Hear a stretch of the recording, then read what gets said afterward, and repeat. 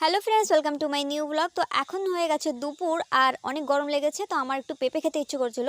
তো দুপুরবেলা পেঁপে খেতে আলাদাই মজা। তো যেহেতু আমাদের কাছে পেঁপে আছে, কিন্তু কি করব দেখো, খাওয়া মনে হয় আর হবে না, কারণ পাখিতে খেয়ে ফেলেছে। আর এই পাশে আরেকটা গাছ আছে ঘরের ওই পাশের দিকে, তো সেটাই যাব দেখি ওইটাই আছে কিনা। ওইটায় 3-4টে ডাল হয়ে রয়েছে ওই পেঁপে গাছটায়। কোনো না কোনো ডালে তো পেয়েই যাব, কারণ প্রত্যেক দিন একটা না একটা পেঁপে পাকেই, কিন্তু পাখিতে তার আগে খেয়ে ফেলে। এই যে একটা দেখেছি, জানি না এটা ফুটো করেছে কিনা, তো পেড়ে দেখি কি হয়।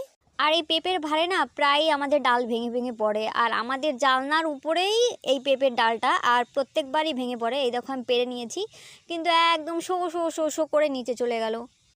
এখন আবার আমাকে সোলো বেশ এই পেঁপেটাকে খুঁজতে যেতে হবে। তো ফাইনালি দেখে ফেলেছি।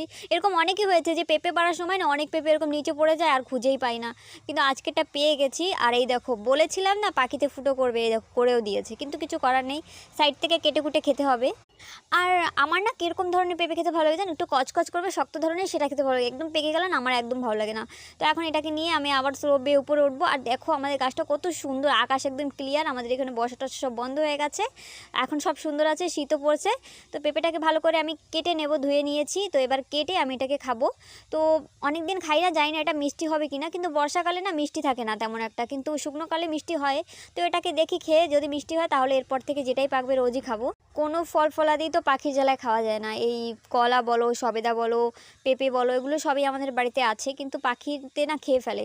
তো কি করব, একটা দুটো বেঁচে থাকে, সেটাকে আমরা চোখে পড়লে সেটাকে আমরা পেরে খেয়ে নিই। তো আমি একটা নতুন ট্রিক বের করেছি পেঁপে কাটার, এই দেখো কত সুন্দর।